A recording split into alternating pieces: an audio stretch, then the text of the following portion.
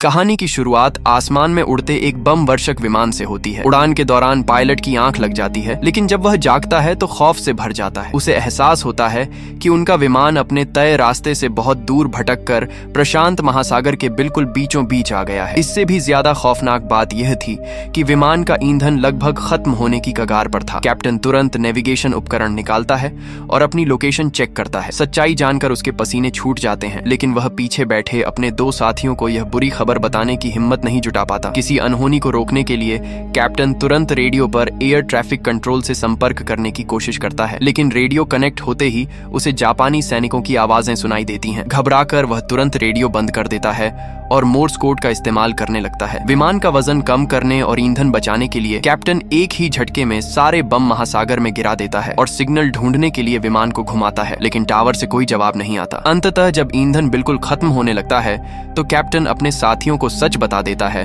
और प्रशांत महासागर में इमरजेंसी क्रैश लैंडिंग की तैयारी करने को कहता है। जैसे ही विमान महासागर के पानी से टकराता है, जोरदार झटके की वजह से विमान की बॉडी फट जाती है और अंदर तेजी से पानी भरने लगता है। कुछ ही मिनटों में विमान समंदर की गहराइयों में डूबने वाला था। कैप्टन किसी तरह कॉकपिट से बाहर निकलता है और लाइफ राफ्ट फुलाकर अपने साथियों को आवाज देता है, लेकिन जब वह पीछे मुड़ता है तो देखता है कि उसके दोनों साथी विमान के साथ ही पानी में डूब रहे हैं। गनीमत यह रही कि आखिरी सेकंड में दोनों साथी अपनी सीट बेल्ट खोलने में कामयाब हो जाते हैं और जान बचाकर पानी के ऊपर आ जाते हैं। लेकिन इस अफरा तफरी में उनके जीने का सारा राशन और जरूरी सामान विमान के साथ ही समंदर में डूब जाता है। जब दोनों साथी तैरकर नाव तक पहुंचते हैं तो देखते हैं कि कैप्टन ने जल्दबाजी में नाव को उल्टा खोल दिया है। तीनों अपनी बची खुची ताकत लगाकर उस नाव को सीधा करते हैं और हाँफते हुए उस पर चढ़ जाते हैं। यह बचाव नाव इतनी छोटी थी कि उसमें लेटने की जगह नहीं थी। उन्हें सिकुड़कर एक साथ सटकर बैठना पड़ता है। रात होती है और समंदर का तापमान तेजी से गिरने लगता है। गीले कपड़ों की वजह से तीनों पुरुष ठंड से बुरी तरह कांपने लगते हैं। ठंड से बचने के लिए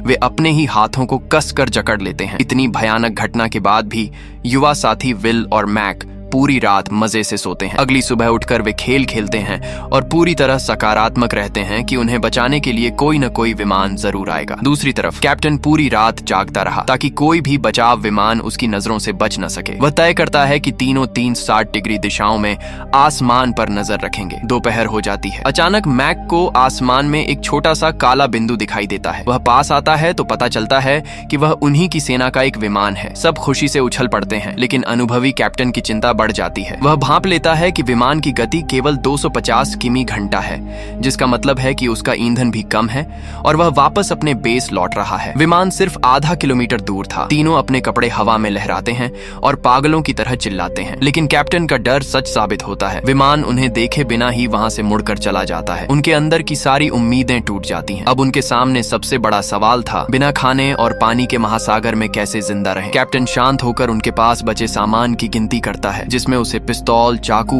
और 25 फीट लंबी नायलॉन की रस्सी होती है, लेकिन खाने पीने के लिए कुछ नहीं था। और बदकिस्मती से यह बचाव नाव 1937 की बनी हुई पुरानी नाव थी। भूखे प्यासे रात हो जाती है। महासागर के बीच नाव एक छोटे से पत्ते की तरह बेतहाशा तैर रही थी। प्यास बर्दाश्त के बाहर हो जाती है तो कैप्टन अपना जूता निकालता है और उसमें अपना ही मूत्र इकट्ठा करके पी जाता है। वह इसे खुद का बनाया बियर कहता है। मैक यह नजारा देखकर घिन से भर जाता है। अगली सुबह तक कोई बचाव टीम नहीं आती और उन्हें नहीं पता था कि वे बहकर कहां पहुंच गए हैं। कैप्टन अपने अनुभव से अंदाजा लगाता है कि समोआ यहां से 1000 मील दूर है, दक्षिण अमेरिका 6000 मील दूर है और हवाई 1900 मील दूर है। सबसे करीब फीनिक्स द्वीप था, लेकिन वहां जापानी सेना का कब्जा था। समोआ की तरफ 600 मील दूर एक दोस्त द्वीप था, लेकिन बिना हवा के बहाव और नेविगेशन उपकरण के वहां पहुंचना नामुमकिन था। भूख मिटाने के लिए विल अपना दिमाग लगाता है। वह पिस्तौल की मैगजीन खोलकर उसमें से स्प्रिंग निकालता है। स्प्रिंग को खींचकर वह एक कांटा बनाता है। उसे सूती धागे से बांधकर सरौते को वजन के रूप में और लाल कपड़े को चारे के रूप में इस्तेमाल करता है। मैक उम्मीद के साथ इस देसी कांटे को समंदर में फेंकता है। थोड़ी ही देर में कांटे में हलचल होती है। मैक पूरी ताकत से उसे खींचता है, लेकिन अचानक सब कुछ हल्का हो जाता है। समंदर की कोई बड़ी मछली इतनी भूखी और ताकतवर थी कि वह उनका हुक ही तोड़कर भाग गई। दोपहर हो जाती है और सूरज की चिलचिलाती किरणें उनकी आंखों में चुभने लगती हैं। धूप से बचने के लिए तीनों अपने सिर पर कपड़े रख लेते हैं ताकि शरीर का पानी भाप बनकर न उड़े। उन्हें भूखे प्यासे पूरे 2 दिन और 2 रातें बीत चुकी थीं। ढलता हुआ सूरज बेहद खूबसूरत लग रहा था, लेकिन उनके लिए इस खूबसूरती का कोई मोल नहीं था। तीसरा दिन आते आते उनकी चमड़ी धूप से झलकर लाल हो जाती है और शरीर पर फफोले पड़ने लगते हैं। इसके बावजूद वे एक छोटी सी मछली भी नहीं पकड़ पाते। पांचवां दिन आते ही उनके शरीर की बर्दाश्त करने की सीमा खत्म होने लगती है। वे बस आखिरी सांस के सहारे जिंदा थे। विल से यह प्यास बर्दाश्त नहीं होती और वह अपनी जान की परवाह किए बिना समंदर का खारा पानी पीने लगता है। कैप्टन तुरंत उसे रोकता है और बताता है कि खारा पानी पीने से वह और जल्दी तड़प कर मर जाएगा। जब उन्हें लगता है कि वे प्रशांत महासागर में ही घुट घुट कर मर जाएंगे, तभी कैप्टन अचानक जोर से चिल्लाता है। विल और मैक घबरा जाते हैं कि कहीं कैप्टन को हार्ट अटैक तो नहीं आ गया, लेकिन अगले ही पल कैप्टन अपनी जेब से एक छोटी सी पेंसिल निकालता है। एक पेंसिल उनके लिए किसी जादू से कम नहीं थी, क्योंकि इसकी मदद से दिशा का हिसाब लगाया जा सकता था। कैप्टन तुरंत बचाव नाव के रबड़ पर अक्षांश और देशांतर की लाइनें खींचता है और द्वीपों को गोल घेरे से दर्शाता है। हवा की दिशा और अपने अनुभव के आधार पर वह हिसाब लगाता है कि अगर वे दक्षिण पश्चिम दिशा की तरफ बहते रहें तो वे दोस्त देशों की जमीन तक पहुंच सकते हैं। यह जानकर तीनों के चेहरों पर मुस्कान लौट आती है। कैप्टन नाव की रस्सी और लाइफ जैकेट का इस्तेमाल करके एक सी एंकर बनाता है। इससे नाव को गलत दिशा में बहने से रोका जा सकता था। उनका अंदाजा था कि अगर सब कुछ सही रहा तो वे 10 दिन में जमीन तक पहुंच जाएंगे। कैप्टन 24 घंटे की पहरेदारी तय करता है ताकि नाव अपनी दिशा से न भटके। उसी शाम अचानक आसमान से जोरदार बारिश होने लगती है। पिछले 5 दिनों में यह उनके लिए मीठे पानी की पहली बूंद थी। वे पागलों की तरह आसमान की तरफ मुंह खोलकर बारिश का पानी पीते हैं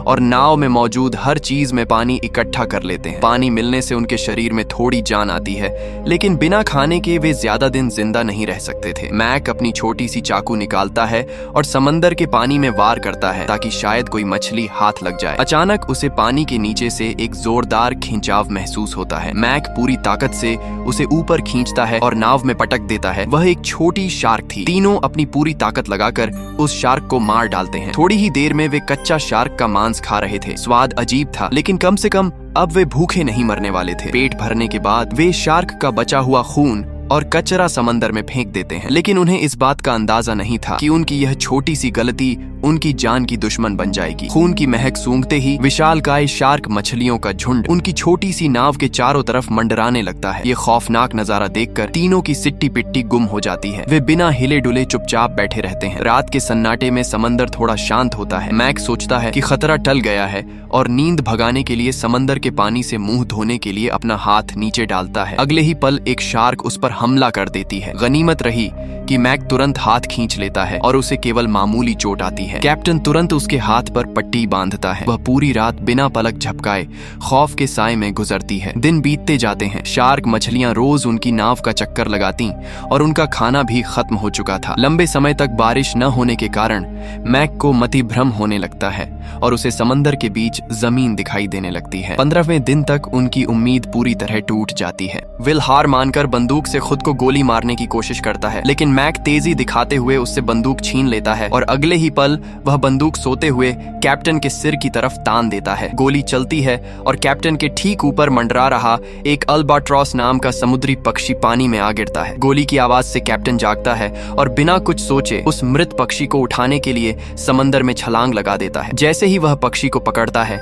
एक बड़ी शार्क उसकी तरफ तेजी से बढ़ती है। कैप्टन जान बचाने के लिए नाव की तरफ पूरी ताकत से तैरता है। इसी बीच बंदूक जाम हो जाती है। मैक और विल पागलों की तरह नाव को चप्पू से कैप्टन की तरफ खींचते हैं। आखिरी सेकंड में कैप्टन नाव पर चढ़ने में कामयाब हो जाता है और शार्क उनके पैरों के ठीक नीचे से निकल जाती है। उन्होंने जान पर खेलकर उस पक्षी को तो पकड़ लिया, लेकिन वह इतना छोटा था कि चखने भर में ही खत्म हो गया। उनकी भूख जस की तस रही। 20 दिन बीत चुके थे। वे सूख कर हड्डियों का ढांचा बन चुके थे। उनकी हालत जिंदा लाशों जैसी हो गई थी, लेकिन जीने की तीव्र इच्छा उन्हें अभी भी हार नहीं मानने दे रही थी। उन्हें समझ आ जाता है कि केवल हवा के भरोसे बैठे रहने से कुछ नहीं होगा। कैप्टन अपने जूतों को चाकू से काटता है और जूतों के तलवों को चप्पू की तरह इस्तेमाल करके पानी धकेलने लगता है। वे कसम खाते हैं कि जब तक शरीर में जान है वे नाव चलाते रहेंगे। वे इसी तरह लगभग 30 दिन तक नाव चलाते रहते हैं। उनके शरीर में अब खड़े होने तक की ताकत नहीं बची थी। तभी उनकी किस्मत एक और क्रूर मजाक करती है। साफ आसमान अचानक काले घने बादलों से घिर जाता है। बिजली कड़कने लगती है